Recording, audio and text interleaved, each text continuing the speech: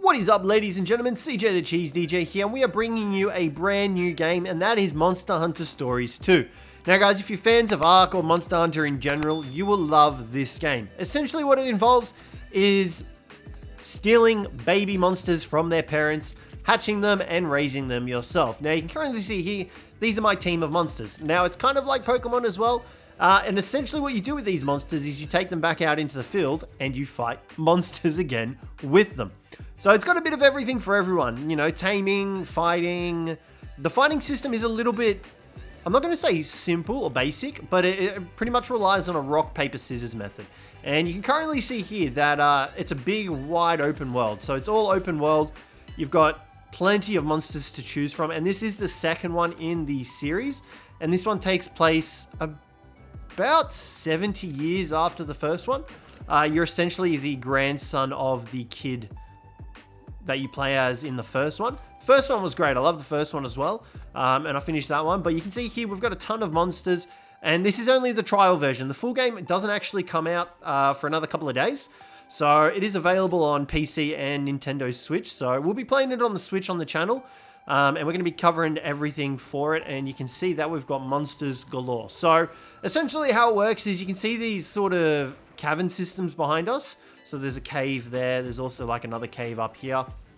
Essentially inside these caves are monster eggs. And you take these monster eggs, take them back to the base of operations, and you hatch them. Now, like I said, this is only the trial version of the game. The full game doesn't drop for another couple of days. So you are limited to the monsters that you can get. But I have been putting a couple of videos out. Well, I will be putting a couple of videos out for you guys to see. And pretty much takes place in the world of Monster Hunter. So if you're a big fan of that IP, then you definitely need to check this out. Because if not, you are sleeping on probably one of the best games that you could find on the Switch right now, I would say. So yeah, it's pretty exciting. Now you can see here, this is one of the monsters that we are fighting. And you can see here that it relies on a rock, paper, scissors sort of method. So you've got speed, you've got a technical attack, and you've got a power attack.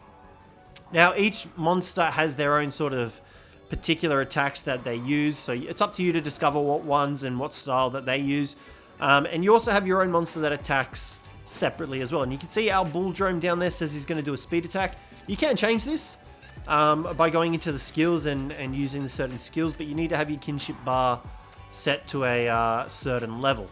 So all of this is covered in the tutorial. Well, I didn't want to sit through the tutorial again because it's not boring, but it is a bit tedious to sit through. So if you want to have a go at this game, definitely pick it up. It is free to download at the moment, like I said, the trial version. And free to play at the moment. So check it out. You can get up to level 10. And you can get quite a few monsters, as you guys saw. Our team pretty much consists of all the monsters that you can get, I believe, in the trial version at the moment. So yeah, let's get into it. So we're up against a Velocidrome here. These guys pretty much use speed attacks. As you can see, our partner has a Velocidrome and they're using speed attacks. So you can see here, okay, we've pretty much just one-shot this thing because we're a little bit we're at the end of the demo. So we're just doing all the sort of fun stuff. But you can see there, we've just defeated this poor Velocidrome in one hit. The poor thing didn't even stand a chance. But yeah, pretty much it relies on you countering the enemy monster's attacks. And you can see there, you still get all your parts from the monster and everything like that. This game is a lot of fun. Trust me, you will not regret picking this game up. You also have your monsters that have certain field abilities. So while you're out in the field, you can see here our Velocidrome has the ability to do like a charge, pretty much, where he'll just run really fast. Each monster has their own specific field skill that they have. So for example, our Velocidrome that you just saw us kill, we have our own one of those. They can do certain jumps at certain areas. But yeah, as you can see inside here, we do have a monster den. Now we actually can't get this chest because we don't have a monster that's actually able to swim across this water. So some field skills will allow you to reach certain items and treasure chests and all that sort of stuff. And they'll also help you progress through the main area, whereas obviously you have to find the specific monsters that do that certain ability. But this is the den that I'm talking about. So at the end here, you can see that there is a nest. And at this nest, you can actually pick up eggs and take these eggs back to your village. So at the moment, there's only the one village, which I believe is the Makahano village. And if we come up here, you can see there are the eggs. Now, cool thing about this is if you spend too long here, you will have the parent monster actually come back and attack you. As well as that, you have a little cat companion who tells you the aspects of the egg, and pretty much what you want to look for is the heaviest egg possible and the smelliest egg. So you can see here, give me a sniff, this reeks and it's light too. Ideally, we would want it to be heavy, but because it reeks, we're actually going to take this one because it means it's going to have extra stat bonuses when we actually hatch the egg.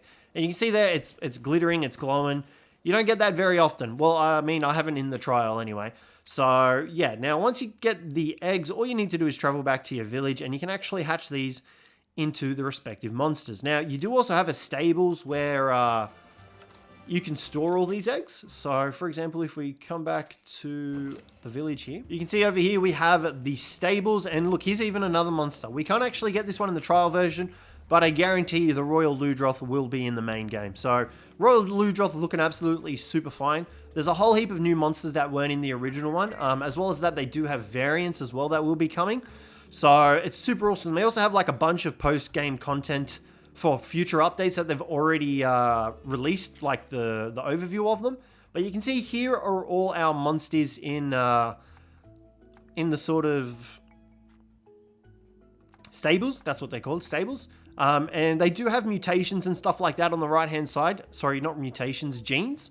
So these genes will actually allow them to become stronger. So if you complete a certain row, you will unlock particular skills. So for example, we've got a rainbow gene down here. We could actually receive this one once we get to level 10, as well as this one once we hit level 12 and level 15.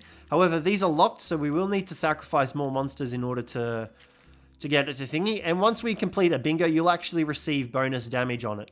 So there's a lot of like, the combat side of things is semi-basic in terms of like the basic attacks. But once you actually get into like the full sort of thing of it, you can really get going. We're going to release a couple of these guys because we can't actually hatch any more eggs. And in terms of genes, they're not that great. So we're just going to release a couple of these guys so we can hatch some. There we go. We're going to hatch the 2 eggs that we got. So we got a yin cuckoo, which I can tell you that's what this one is now. But because it's got an amazing smell, it's going to have bonus stats. You can see that we got +1 attack, and +1 lightning defense. So yeah, and you can see this guy's genes actually already has a bingo activated. We're going to hatch this one as well. This one is a Pookie egg, I believe. There we go. You can see there the Pookie's hatched, and it only got 1 bonus water attack. Its gene pool isn't really that great, which, you know, you're not going to get great gene pools every time you hatch a monster. But let's take a look at this Yin Cuckoo that we had just hatched. And yeah, this one's got really good genes. So we've already got a bingo here. So you can see there the head-to-head gene we have. We've got a burn-proof gene, which gives him a passive skill of anti-burn and a passive skill of HTH Master, which you can see here, it tells you what exactly they do. So it's really good. And he's also got blight-proof as well. So we could easily get this guy's bingo going this way as well as going this way and diagonally. So this is actually a really good Yin Cuckoo, which we're actually going to add to our monster party, because its genes are a lot better than our one. So you can see here, this is the current one we have. We've only got a one-way gene bingo. So let's remove you. There we go. And if we come over here, we can actually go into this one and look at the genes on this one. So we've got a tackle gene, we've got a piercing claws gene, and a fireball gene. Now, like I said, you can go into the information, and these ones unlock new skills for our Yin Cuckoo. So you've got that as well. And if we go into our bingo, you can see there that the technical bingo is ×1, so that gives us an extra 10% increased damage on technical attacks. But we're going to leave that guy. Now, what we're going to do is we're going to show you guys some of the kinship skills. So essentially, once you fill up that kinship gorge, that little blue gorge that you guys saw on the screen there, you will unlock specific attacks that you can do with your monsters.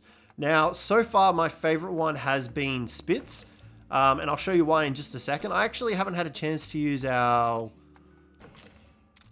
Anjanath skill yet, but I'll actually show you guys the Pookie's one here shortly. So you can see here, this is kind of like an arena battle style thing. I probably shouldn't use the Pookie, main reason being because it is technical attacks, and the Bulldrome here is a power attack user. So you can see the further along you go, the more monsters you fight, you pick up their patterns and you sort of know what they're going to use so you can counteract them. Now, this is obviously not ideal because we're not going to fill up our kinship gorge like this, but we're not going to really be taking too much damage from this guy. So that's not really going to be too much of a problem. He is fighting our Pookie again. You also do have different weapons and armor, and I'll show you guys those after this fight as well. I just really want to show you the kinship skill of the Pookie. And pretty much what that is it's an advanced skill so that you deal more damage. You also have these little head-to-head battles which you can compete in. My controller just sort of disconnected there. And you saw there the blue ball gorge at the bottom there just filled up a bit. I really wish you wouldn't use another bloody technical attack, but we don't really have a choice, and it looks like the bull drum is about to die anyway.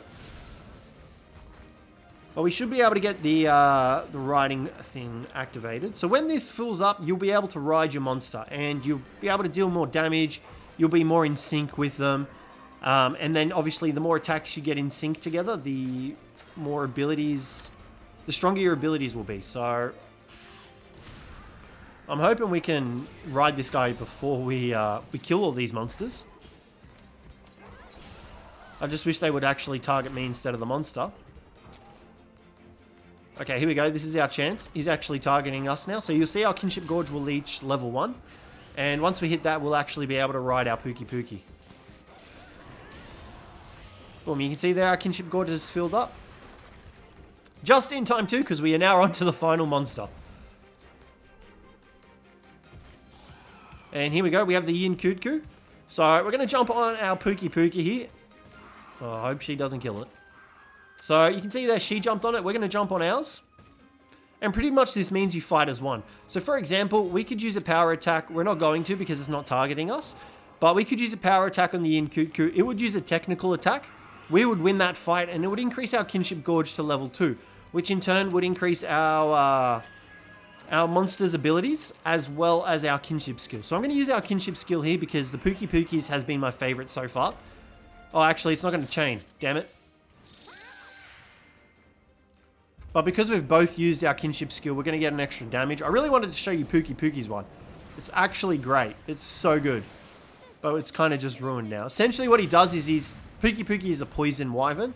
So it sprays poison out of its tail into like a torrent of rain. And then it covers you up with its tongue. It's super good, but we'll just have to settle for this one, unfortunately. But you can see there the amount of damage that we did was absolutely crazy. We also downed the enemy, so we're not going to be able to get another kinship attack off before we kill this thing, unfortunately. But you can see how the combat works in this game, and it's a lot of fun. It's really good, and there are a lot more technical aspects in this one than there were in the first one. The first one was a little bit more basic in the combat style, but because you can switch your weapons out and all that sort of stuff in this one, it makes it a lot more fun. So we've just killed all those monsters. We did get a level up on our Pookie. We're going to claim all these items. We'll get a bit of extra XP as well here. Alright, and now we can show you guys the weapons and the armor that you can get from these guys. So essentially you will harvest these guys for their parts, the ones that you defeat. And you can then come over to the forge and actually craft these into weaponry and armor. And you can obviously tell that my sword that I'm wielding is actually the Pookie's sword.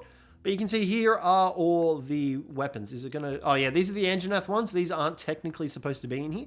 But you can see here are the weapons that you can get. Holy smokes, these are a lot stronger than what I currently have. So you've got the Pookie weapons. You've got the Yin Kutku weapons. You've got the Velocidrome weapons. You've got a bunch of weapons. You've got some bone weapons. You've got the Bull Drome, the Kula Yaku.